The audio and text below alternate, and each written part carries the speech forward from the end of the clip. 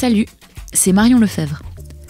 Pour certaines et certains, c'est la seule chose qui leur permet de vivre aussi calmement que possible cette période trouble. Et pour d'autres, c'est un nid d'informations pas toujours très fiable, où les infox vous montrent un. Oui, je vous parle bien d'Internet. Preuve de son importance d'ailleurs, en cette période de confinement, en moyenne, le trafic de la plupart des réseaux télécoms mondiaux aurait bondi de 30 à 45% par rapport à la même période l'année dernière. Avec le télétravail, les applications de vidéoconférence comme Skype ou Zoom explosent. Leurs flux de données ont augmenté de plus de 300% aux États-Unis. Bref, dans nos pays occidentaux, on a tendance à prendre la connectivité pour un acquis, une valeur sûre vers laquelle se tourner quand le reste du monde est inaccessible ou hostile. Certaines parties du monde n'ont pas ce luxe. Au Venezuela, par exemple, les coupures de courant et donc d'Internet sont fréquentes depuis la série de pannes d'électricité en mars 2019 qui avait mis hors ligne 96% de la population. En Guinée, la semaine dernière, les réseaux sociaux ont été coupés pendant 36 heures à l'occasion des élections parlementaires. Ces coupures Internet ont bien sûr des conséquences humaines importantes, pouvant aller jusqu'à faire des victimes comme en Iran, où des chercheurs se sont inquiétés que la coupure des réseaux sociaux ne serve pas uniquement à museler les opposants au régime, mais aussi à tuer à huis clos. Elles ont aussi d'autres effets moins évidents, mais tout aussi cruciaux pour les populations concernées. Les coupures coûtent cher, très cher. L'Iran, en coupant Internet, a par exemple perdu 1,5 milliard de dollars en 5 jours. Ces pertes économiques cachées, c'est ce dont on va vous parler dans l'épisode du jour. Bienvenue dans Programme B.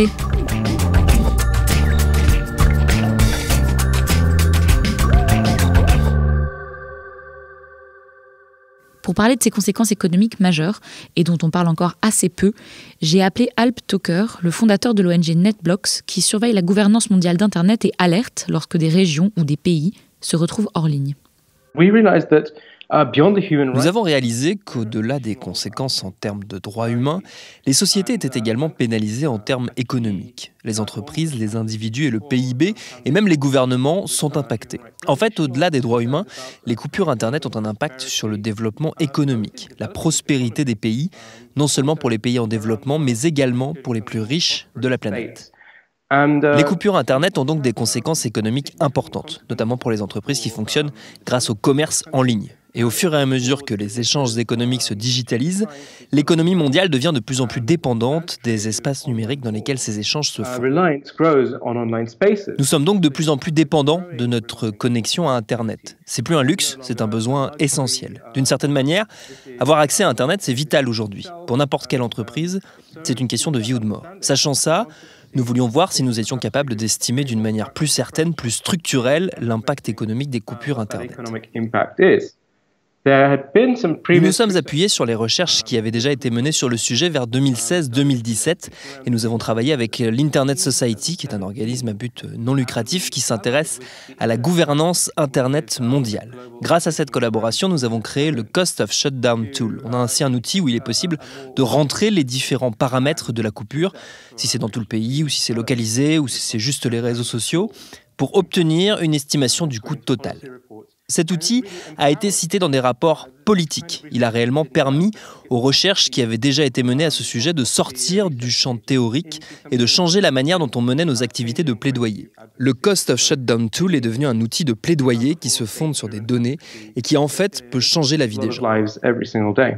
Vous parlez d'économie digitale, d'économie qui se passe sur Internet et du fait que vos projets ont eu un impact important dans la vie des gens. Mais au quotidien, on a du mal à se dire que la vie économique se passe vraiment sur Internet. Qu'est-ce que c'est l'économie digitale et pourquoi c'est important d'en parler ?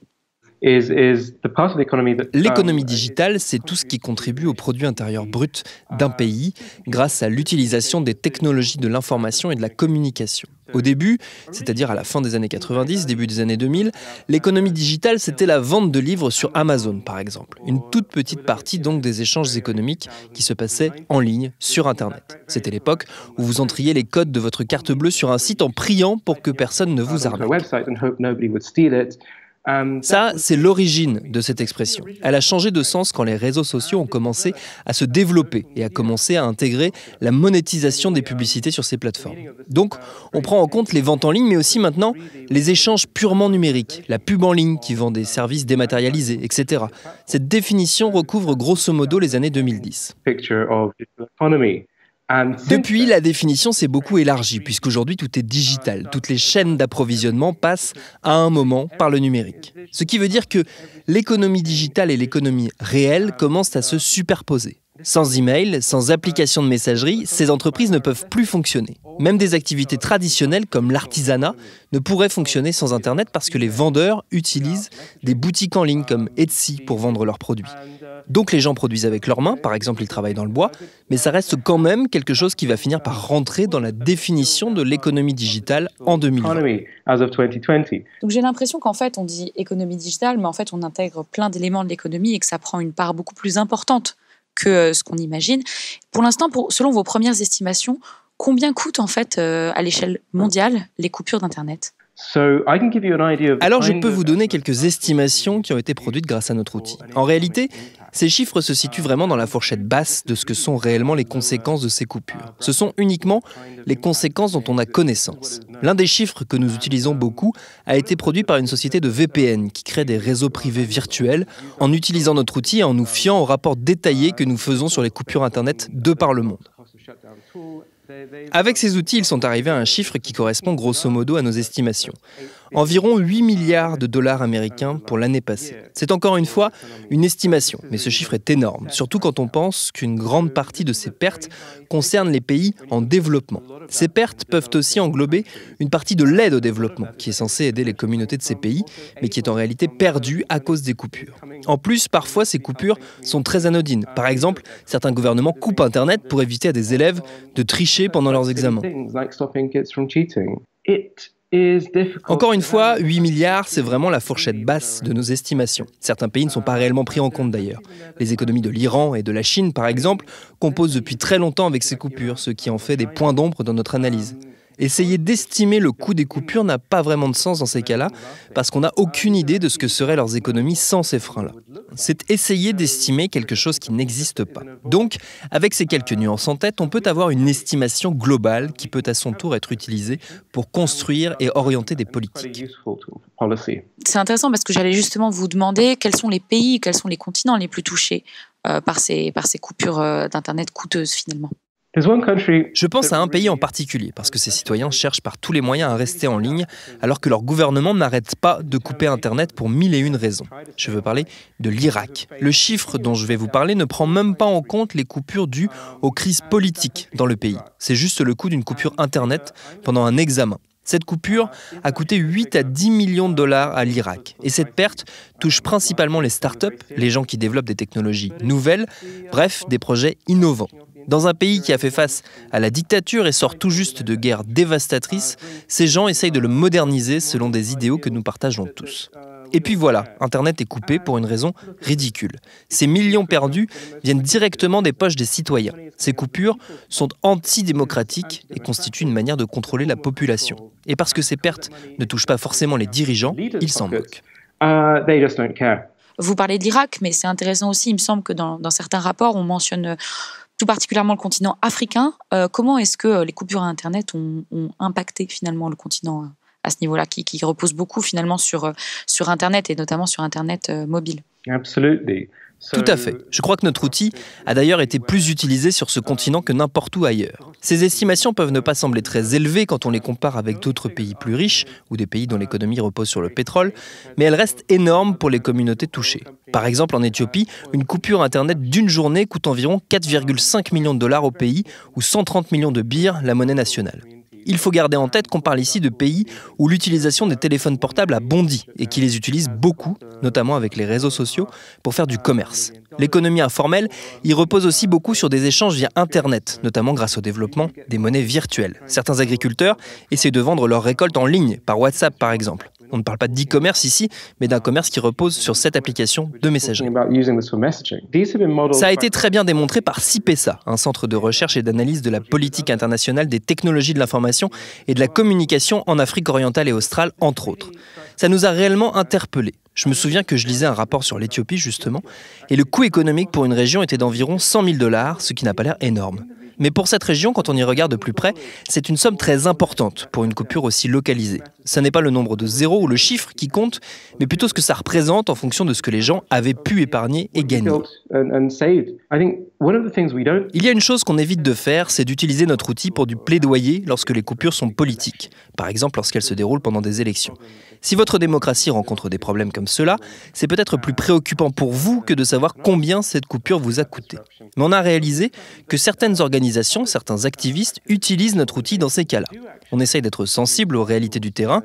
Si pendant une coupure, par exemple, des gens meurent, c'est une atteinte aux droits fondamentaux. Et on concentre nos activités sur ces conséquences-là pour obtenir un soutien international. Dans ce contexte, on ne s'intéresse pas aux questions économiques. Mais on a été surpris de voir que certains le font et que ça marche. Les médias locaux reprennent l'information. Je pense que c'est super que les gens s'emparent de ça, même si on pense à NetBlocks que c'est pas forcément l'outil adéquat. C'est le principe d'avoir un système ouvert. L'outil n'est plus réservé aux chercheurs qui détiennent une expertise particulière. Il devient une plateforme ouverte dont les différentes communautés peuvent s'emparer et c'est ce qu'on veut.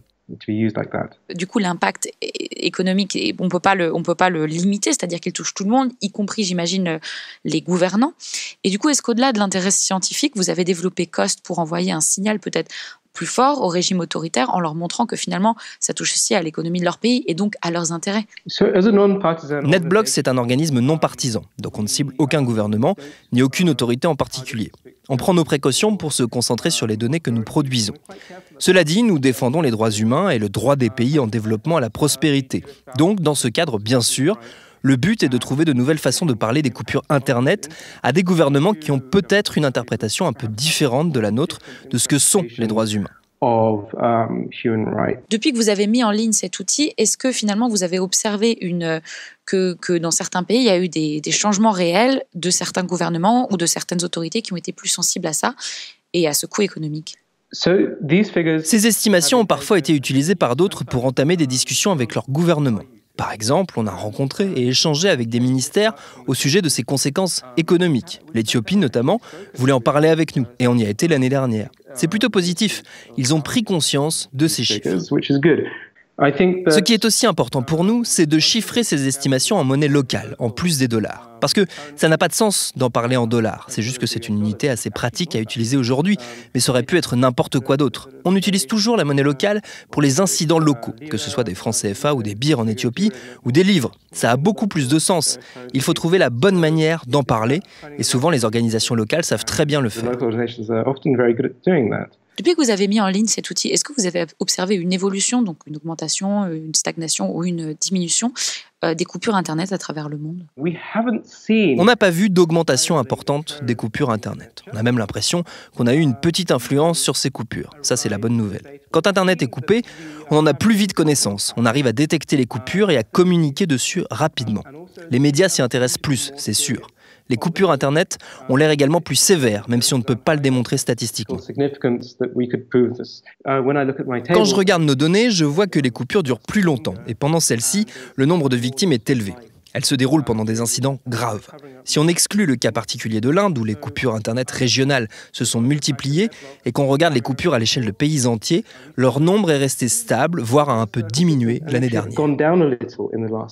Est-ce que si le nombre de coupures Internet continue d'augmenter légèrement, comme vous le dites en intégrant du coup le Cachemire et la situation en Inde, est-ce que cela pourrait à terme devenir un obstacle économique de premier plan? Oui, si Internet continue d'être rendu inaccessible et que cela arrive de plus en plus souvent, c'est inévitable. Les coupures coûteront à la croissance mondiale et aussi aux pays qui ne coupent pas Internet eux-mêmes. Il y aura des répercussions pour les pays voisins, pour les pays qui échangent avec ceux où les coupures Internet se font, pour les pays qui reçoivent des aides internationales. Parce que ça voudra dire que ces fonds ne peuvent plus être surveillés et contrôlés et que ça bloquera donc toute tentative de transparence. Le coût des coupures Internet n'est pas pris en compte alors que c'est l'argent des citoyens qui est en jeu. On touche ici vraiment au principal problème soulevé par ces coupures. Elles sont une manière de contrôler les individus, elles augmentent les inégalités et elles constituent réellement un outil utilisé par les plus privilégiés, l'élite d'un pays, pour faire taire celles et ceux qui sont sous-représentés. Dans certaines de nos études, nous avons aussi réalisé que souvent, ces coupures touchaient plus les minorités et avaient des conséquences encore plus importantes pour les femmes, parce que dans beaucoup de pays, elles s'appuient davantage sur les espaces numériques, parce qu'elles ne peuvent pas sortir de chez elles, par exemple, ou parce qu'elles se heurtent à un plafond de verre dans le monde de l'entreprise, ce qui fait qu'elles ne peuvent vraiment réussir, alors qu'Internet rend ça possible. Les coupures Internet touchent toutes ces communautés, et nous commençons seulement à le réaliser.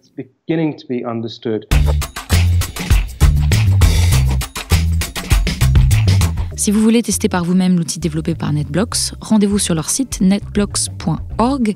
Merci à Alptalker pour son temps et merci à Thomas Rozek pour la traduction. Programme B, c'est un podcast de Binge Audio avec Lorraine Bess à la production et Mathieu Thévenon à la réalisation. Abonnez-vous sur l'appli de podcast de votre choix pour ne manquer aucun épisode. Pour échanger avec nous, il y a toujours Facebook, Twitter et Instagram. Merci de nous écouter et à bientôt sur Programme B.